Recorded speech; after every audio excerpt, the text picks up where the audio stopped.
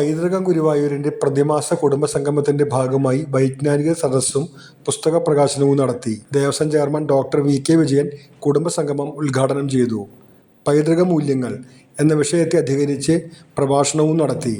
എഴുത്തുകാരിയും വ്ളോഗറുമായ രഞ്ജിനി വിനോദിന്റെ 5ാമത്തെ പുസ്തകം ക്ഷേത്ര സഞ്ചാരങ്ങളും കഥകളും സ്വാമി സദ്ഭവാനന്ദ ദേവസ്വം ചെയർമാന് നൽകി പ്രകാശനം ചെയ്തു. അഡ്വക്കേറ്റ് സി രാജഗോപാൽ അധ്യക്ഷനായിരുന്നു. Tejaswini, advocate Ravi Changath, Madhu K Nair, doctor K V Prabhakaran, K Sugathan, Sreekumar P Nair, K K Velayudhan, Manalur Gopinath, K Vijayan Menon, NASA ശാസ്ത്രജ്ഞൻ നെടിയടത്ത് വിദ്യാസാഗർ, പ്രഹ്ലാദൻ മാമ്പറ്റ്, ഹരിദാസ് കുളവിൽ, ബിജു ഉപ്പുങ്ങൽ എന്നിവർ സംസാരിച്ചു. പുസ്തക പ്രസിദ്ധീകരണത്തിന് വേണ്ട സാങ്കേതിക സൗകര്യങ്ങൾ ചെയ്ത കെ വിനീഷിനെ ചടങ്ങിൽ ഉപഹാരം നൽകി ആദരിച്ചു.